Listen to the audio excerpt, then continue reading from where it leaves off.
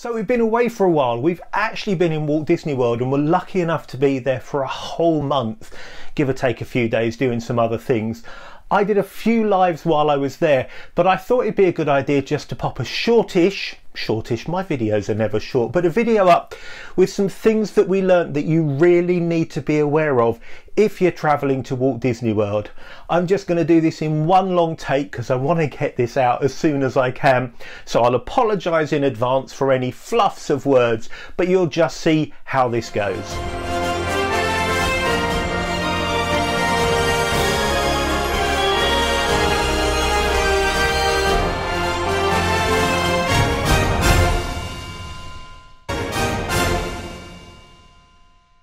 So, number one, the first thing you need to realise and you need to be really clear about is the parks are busy. The reason for this is the whole world hasn't been able to go pretty much for 2 years and everybody seems to have crammed their holiday into this year. So the parks are going to be busy, which means you are going to get queues. So that's number one. Number two, there's Genie Plus. I've looked at Genie Plus. I'm not convinced it's a really good thing to do. So let's talk about how you can get to do the rides that you want to do without Genie Plus. Now be clear, I'm not saying it doesn't work. I just think it's really complex and I've heard lots of people complaining about how difficult it is and how actually quite often they'll spend the money and then not be able to get onto the rides that they want. I did a video about this a few months ago and I said the way to get the most out of a Walt Disney World holiday is go back to 1980s planning. 1984 I think was the first time I went. This was before fast passes. I think they were just starting the paper ones, and back then you'd go to a ride, you'd get your ticket, a paper ticket, it would give you the time, you'd go and do some other things and then you'd do your ride, and once you did that you could get another one. Oh, I wish we could go back to those days.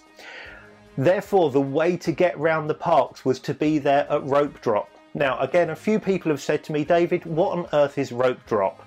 Rope drop is when the park opens, and they literally used to have a big velvet rope across the entrance to the park, and they drop it or pull it to one side so that they didn't get sued from people tripping on it, and then you could go and do the rides that you want to do. Now, that's still something you need to be thinking of.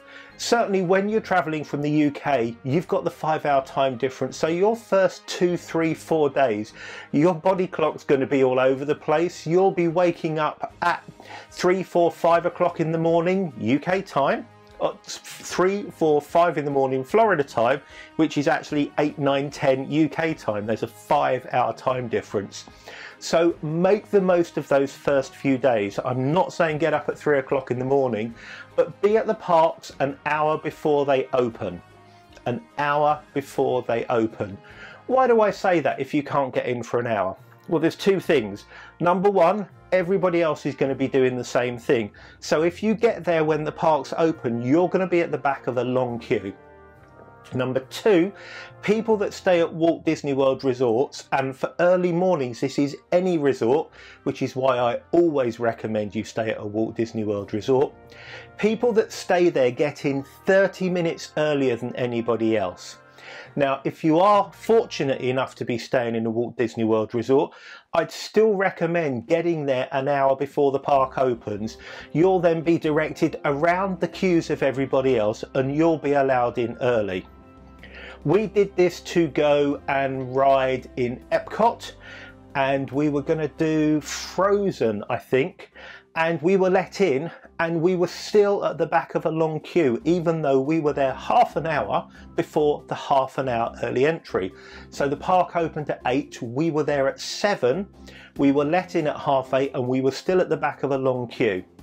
Now, you make your own mind up how early you want to go, but I would always suggest you do that. The first few days, get to the parks early, get the maps from your hotel or online, or drop me a note and I can sell you or send you some. Have a look and work out where you're going to go, because what's really important is when you get into that park, you go straight to where you want to go.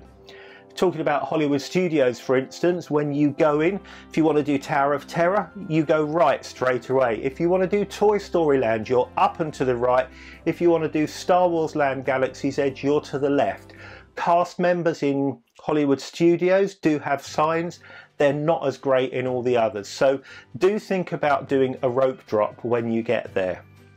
Check the park times as soon as you get to your resort. Have a look online. Again, this was a second hint that I said to people. Always plan your days. I plan 3 months in advance, and then I double check 2 weeks in advance. When we were there last time, they updated all the park hours, which was great news because the parks were opened an hour earlier and stayed open an hour later. But it wasn't great if I hadn't have checked, because then I wouldn't have been there at rope drop. I'd have been there an hour after rope drop. Doesn't help me at all, so check your park times. For those of you using Disney Transport, Disney Transport will go 1 hour before the official park opening time. So you can be at the bus stop another half an hour before that. So let's say the park opens at 8, you want to be there at 7. I'd recommend being at the bus stop at about 7:15, maybe even a little bit sooner, so that you can get on the bus and the bus will take you there. Remember, for the Magic Kingdom, it's probably the best thing to do is to go on the bus, because it avoids the transportation and ticket centre and then having to take the monorail, a small boat, a big boat, or walk around Bay Lake. So that's about rope drop. Make sure you get there, make sure you know what you're doing.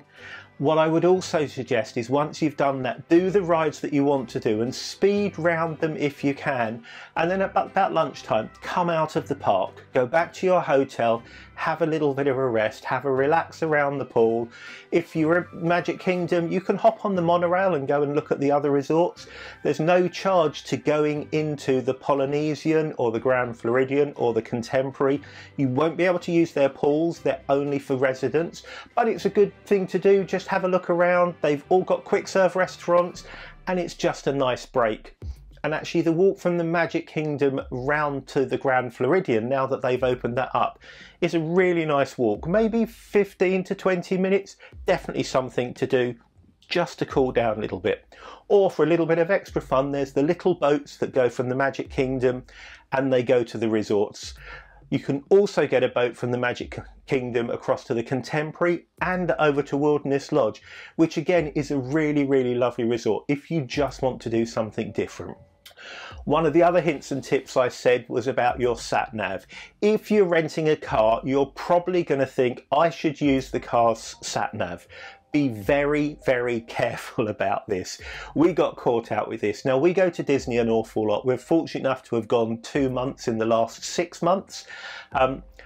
There's lots and lots of roadworks going on. Disney has changed massively and the roadworks are all over the place. Roads that were there 6 months ago are no longer there, but your sat-nav doesn't know this. Your sat-nav will take you to the wrong place time and time again. We did this, we wanted to get into early opening for Hollywood Studios. Remember how important it is to get there early, and I had to go on a 15-minute detour because my sat-nav tried to take me into the staff parking for Hollywood Studios, which is not a great thing to do. So use your phone sat-nav and that way it'll be up to date. If you've got a data plan that you can use over there, then by all means use Google or Waze or Apple Maps. Otherwise, have a look online for a free sat-nav program that you can download into your phone. It won't use any data, but it will get you where you want to go.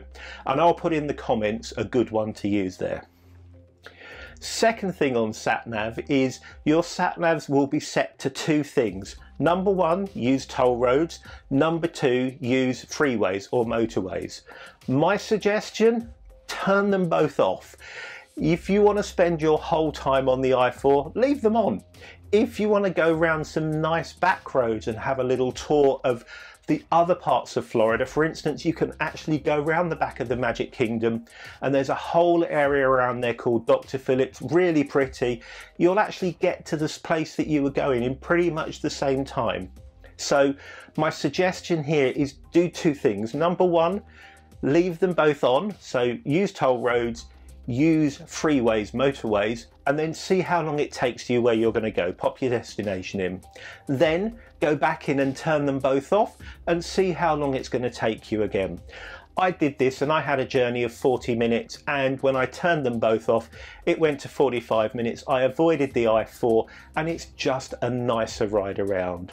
So another hint, as well as using your phone sat nav, and make sure you've got a cable. Most cars these days have got USB ports, but use your USB cable, plug your phone in. You may well have CarPlay, but use your phone sat nav. Talking about phones, another thing to consider, when we got there we were really confused. Our phones didn't connect up and we were there for an hour not able to text or call anybody. So I started playing with the phone settings and I actually got onto the Wi-Fi at the airport. We're still at Orlando Airport, and somebody had suggested one of the things to do is to turn your phone off of automatic network recognition connection. So that's what I did. You go into settings, you go into mobile data, you go into network provider or something like that, turn off automatic, and then it will give you a list of all the ones that you can use, and pick one of those, and hey presto, we got a phone network. Really quick, really surprising, and this happened a few times. It's never happened before, so it could just be a fluke. It could have been a one-off. It could be one of those lovely updates that Apple have done for us, but it's definitely something to think about. When you get there, if you don't get a connection straight away, then go into your phone settings, turn off automatic network selection and pick one. Pick AT&T or T-Mobile or something like that. Don't do that in the security queue though. If security see you with your phones, you could be in for a very long wait. So wait until you've got out of the airport if you can, or worst case, possibly around waiting for the bags. Don't do it in the security queue. They really don't like it. It will cause you a lot of problems. So there we go. There's a few things to start you on your thoughts. Definitely planning is important. Definitely rope drop is important. Check out the times before you go, literally the day before you go and when you arrive. And if you're staying at a Disney hotel and you do the online check-in, so you get sent straight to your room, get yourself to reception, get yourself a full set of maps. You'll find with those quite often the planners and the park times. Make sure you know what times the park open and get yourself an hour there. It's really tough at the moment over there. It was really busy. I talked about Genie Plus, as I'm not a fan. I'd actually like Genie Plus if they went back to the 30 days previous and 60 days previous. So what am I talking about? The old Fast Pass Plus system, you were able to book your Fast Passes 30 days in advance. So you could do your plan and you could book 3 a day. If you were staying in a Disney resort, you could book 60 days in advance, so you had your week, 2 weeks planned out. What that meant was they actually held back some Fast Passes and they were released on the day so that people that couldn't book in advance got them. Genie Plus is completely different. Fast Pass Plus was free. Disney Genie Plus costs $15 per person per day. So if you're a group of 4 as a family, there's another $60. And you have to start reserving at 7 o'clock in the morning. I was in the queue for Slinky Dog Dash one early morning, and literally there was a lady there on the phone to her husband with an iPad in the hand, and between them they're trying to get bookings for some of the other rides, probably in Galaxy's Edge. And then he was queuing for another ride and she was queuing and they were coordinating it. That's not fun. Disney, please do something about this. I get that it's a money maker. I actually don't even mind paying for it, but you have to do something about this, 7 o'clock in the morning thing. Even if it's 7 days in advance, even if it's 14 days in advance, but on the day, it's not fair. It doesn't work. It ruins people's holidays. The majority of people that I've spoken to haven't had a great deal of success. It's a very complicated system. Literally, you need to be some kind of rocket science to go to Disney, it feels like these days. But once you understand the rules, you can do it. So be there early, do the ride you want to do, go away and have a bit of a relax in a pool or at your resort, or go and do some shopping or something else. So there you go, a few quick hints and tips. I've got loads of videos to make. I'm going to start making them. I'm really sorry it's taken such a long time. Before I go, just a little reminder. If you want some help booking your next Walt Disney World or Disney holiday, check me out at D4B Travel. Please also like and subscribe to this video. You'll find us on Facebook and Instagram on Disney4Brits. And if there's anything I can do to help, just give me a shout. As our pal Mickey says, I'll see you real soon.